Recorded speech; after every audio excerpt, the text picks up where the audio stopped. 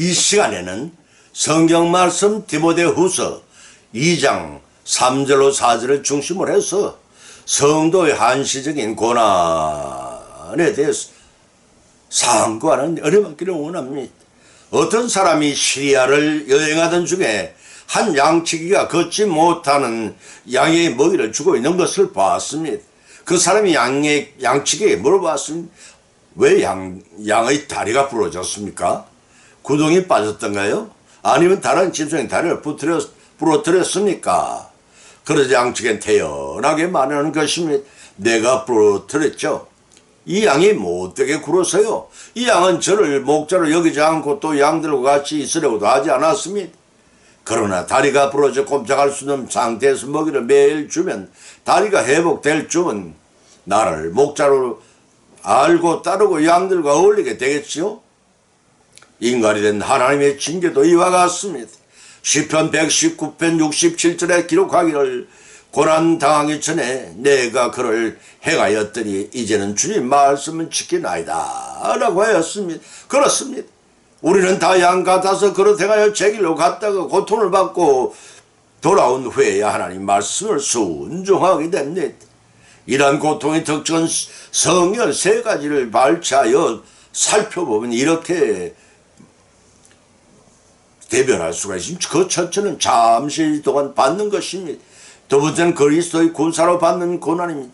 세 번째는 복음을 인하여 죄인 치는 매입니다. 이런 말씀 보면으로 삼고 상고하는 가운데 피차의 믿음대로 은혜받고 우리의 일상생활에 실천하고 적용하면서 복을 받는 귀한 시간 되시기를 예수님의 이름으로 간절히 축원드립니다.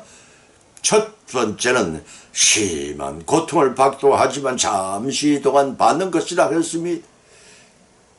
고린도후서 1장 8절로 11절에 기록하기를 형제들아 우리가 아시아에서 당한 환난을 너희가 알지 못하기를 원하지 아니하며 지나도록 심한 고생을 받아 살 소망까지 끊어지고 우리 마음에 사형선고를 받은 줄 알았으나 이는 우리로 자기를 의뢰하지 말고 오직 죽은 자를 다시 살리시는 하나님만 의뢰하게 함이라.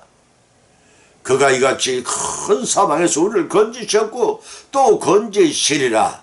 또 이후에라도 건지시기를 거의 의지하여 바라노라고 하였고 고린도후서 4장 17절을 찾아보면 우리의 잠시 동안 환난에 경한 것이 지극히 크고 영원한 영광이 중요한 것을 우리에게 이루게 합니다고 하였습니다. 사랑하는 성도 여러분, 이제는 내가 죽었구나 라고 생각이 들 정도로 극한 상해 처해본 경험이 있었신지요? 그때 우리는 하나님의 위로만을 간구하며 그 고난을 믿음으로 이겨본 적이 있습니까? 진정 우리 주 예수님은 우리의 고난을 통해 하나님을 어려워하는 법을 가르쳐 주시는데 고난에 대해 우리는 어떠한 태도를 취해왔던가를 한 번쯤 돌이켜보시기 바랍니다. 시편 34편 19절에서 기록하기를 의인은 고난이 많으나 여호와께서 그 모든 고난에 건지시는도다 라고 했습니다. 그 모든 고난에서 건지시다는 거 하셨는데 그 좋은 예화를 하나 들고자 합니다. 미국에 돈 많은 부인이 세 딸과 함께 살고 있었습니다. 정말 어느 것 하나 부족한 줄 모르고 살아왔습니다. 어느 날 부인은 세 딸을 데리고 유럽 성지 관광을 하기 위하여 호화 여객선을 타고 대상을 건너게 되었습니다. 매우 만족스럽고 행복한 여행이었습니다. 그런데 호사다발하고 불행하게도 그들이 타고 있던 여객선이 목적지를 향해 항해하다가 폭풍우를 그만 만나 침몰하게 해버리고 말았습니다. 졸지에 부자 부인은 세 딸을 한꺼번에 모두 잃어버리고 혼자만 겨우 목숨을 구해 살아남았습니다. 순식간에 불행을 당한 부자 부인은 신의에 빠진 채 고통의 나날을 보내게 되었습니다.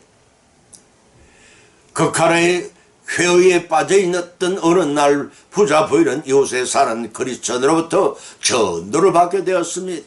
날마다 한순간 눈물로 시간을 보내는 부자 부인을 위해 평소에 기도를 해왔던 터이었습니다. 결국 부자 부인은 참 이로자 되시는 예수님을 영접하게 되었고 한 가지 자신을 향해 다짐을 했습니다.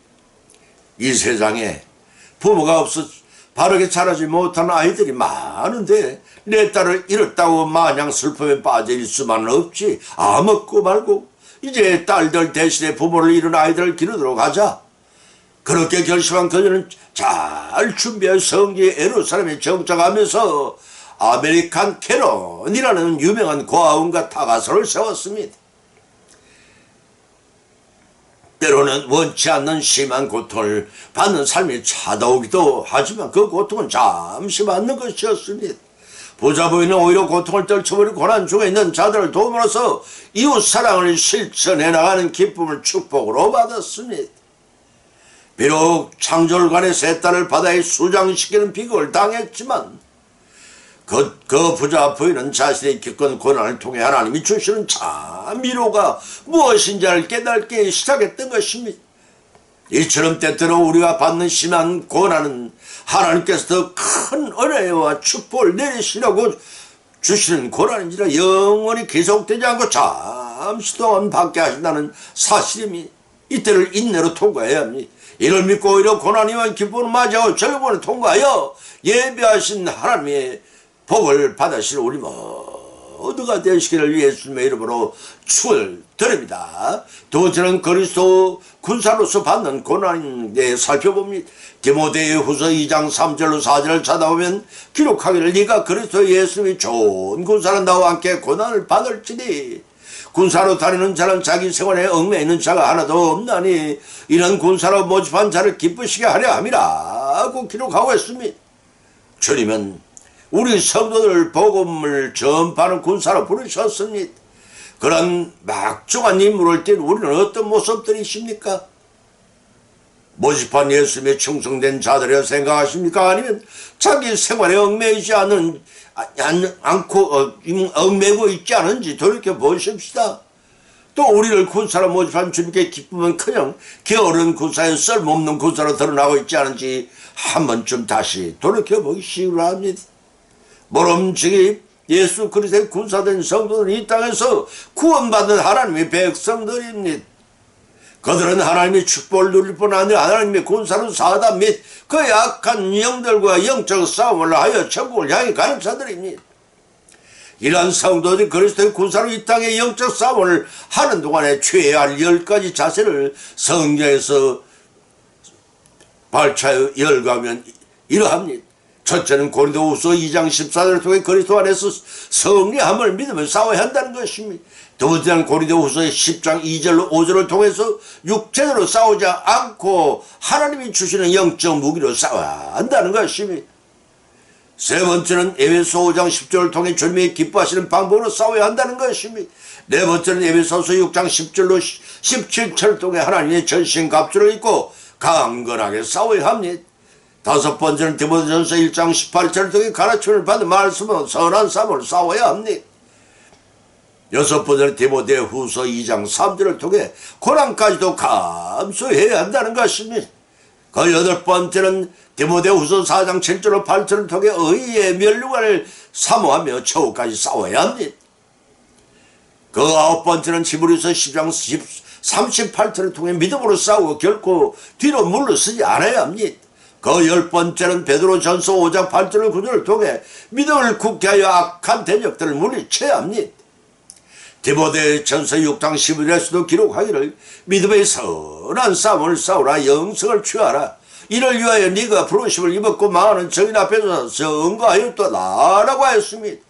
빌립보서 1장 2절의 말씀이다 합니다. 본문 3절에 기록하기를 그리스도 예수의 좋은 군사는 나와 함께 고난을 받을지라고 하였습니다. 바울은 충성된 기독교의 개성자는 복음의 전파를 위해 좋은 그리스도의 군사가 되어야 함을 강조하고 있습니다. 이 말은 디모데를 향한 말이지만 오늘날 모든 성도들에게 해당되는 말이기도 합니다. 사도 바울은 하나님 말씀의 전신갑주를 입으라는 등 군대의 용어를 잘 활용하고 있는데 에바브로디도와 아킨보를 그리스도의 좋은 군사라 표현하고 있음에도 알 수가 있습니다. 고린도후서 10장 3절로 10장 17절 고린도서 2장 5절 디모데전서 2장 18을 참조하시면 여기서 좋은 군사란 일반적으로 상관의 명령에 절대적으로 복종하며 충성을 다해야 합니다. 그와 같이 복음의 전파자도 대장 대신 예수님의 명령에 전투를 순복해야 합니다. 고린도서 4장 1절 2절 말씀입니다. 그러나 사도 바울은 본절에서 나와 함께 고난을 받을지니 라고 했습니다. 여기서의 고난은 현실적으로 피부에 와닿는 핍박과 박해와 투옥과 순교 등을 가리킵니다. 따라서 본 구절에서 나와 함께 라는 말은 이미 자신이 그리스도를 위하여 고난을 받고 있는 것처럼 디모데 역시 복음을 위하여 박해나 투옥이나 순교 등을 두려워하지 말라는 것입니다. 디모데 후서 1장 18절의 말씀입니다. 왜냐하면 세상이 그리스도를 미워하는 고로 그 추종하는 성도를 역시 이 땅에 사는 동안 이런저런 고난과 미움을 당하기가 십상이기 때문입니다.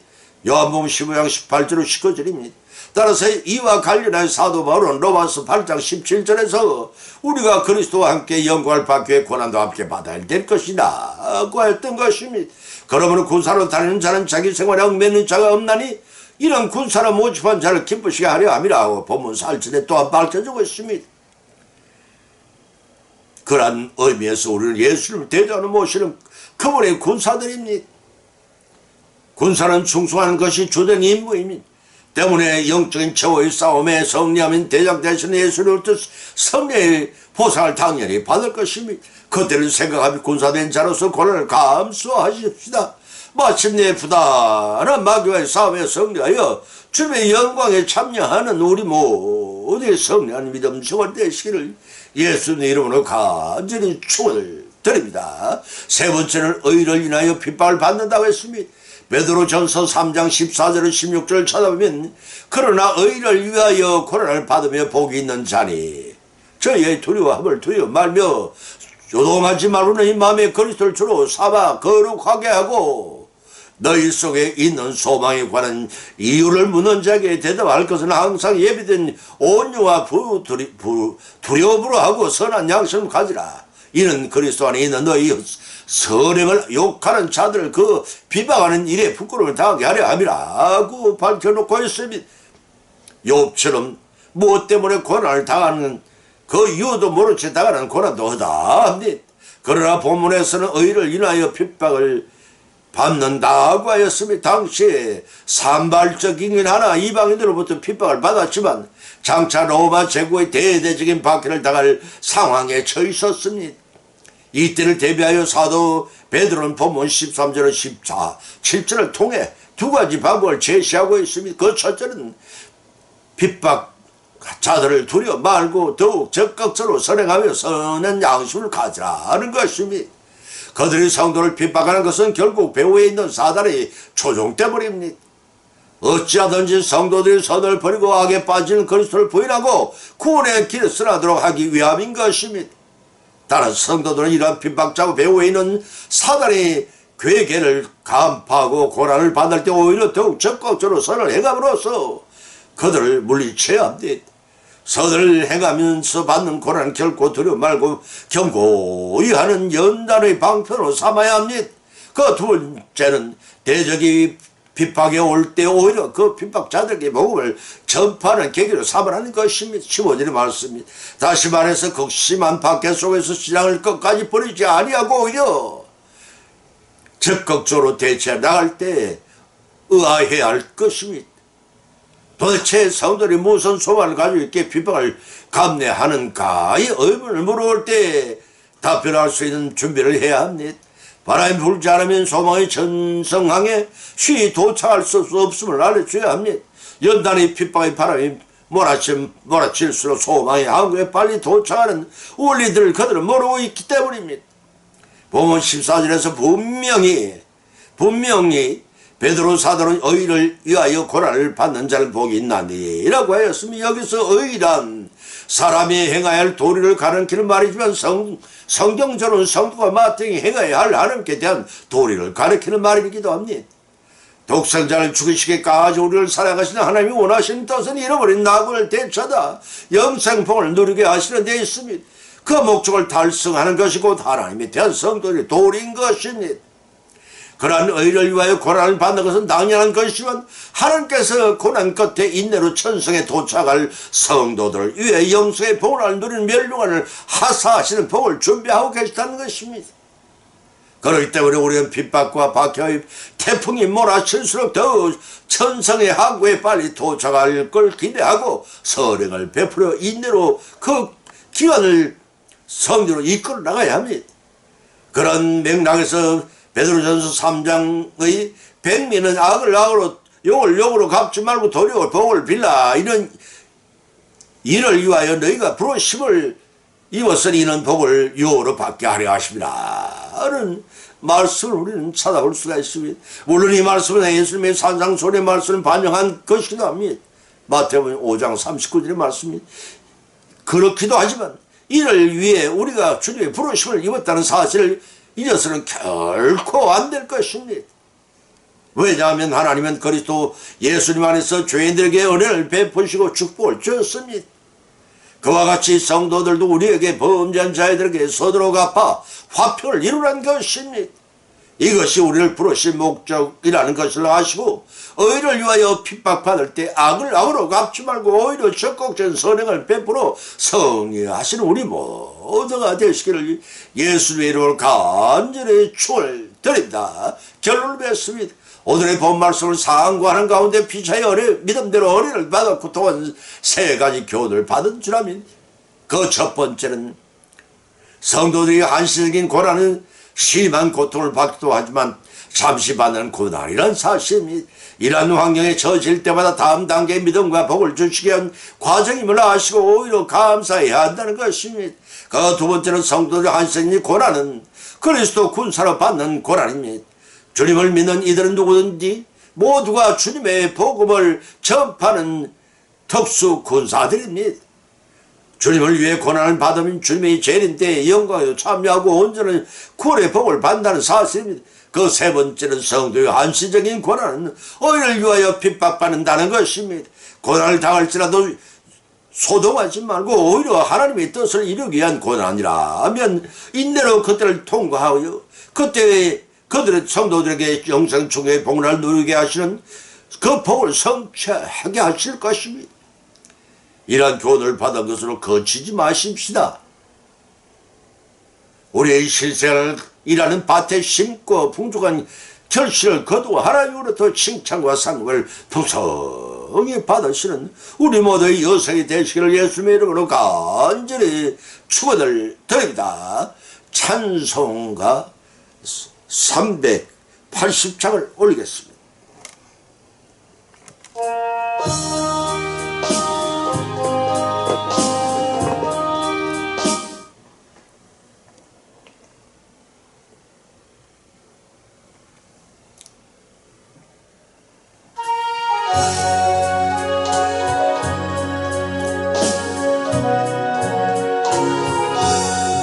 나의 생명 되신 주님 앞에 나아갑니다.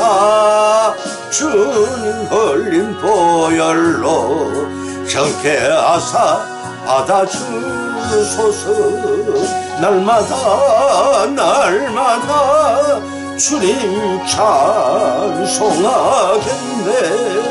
주님 사랑 줄로서 나를 굳게 잡아매소서. 그 외로운 세상 지날 때 나를 인도하여 주소서. 주님 믿고 나가면 나의 길을 잃지 않겠네. 날마다 주님 찬송하겠네. 주님 사랑 줄로서 나를 굳게 잡아 매소서.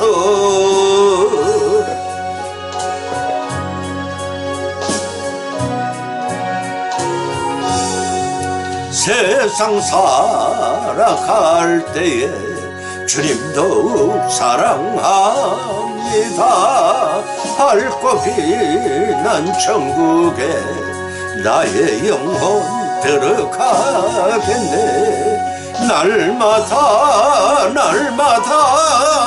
주님 찬송하겠네.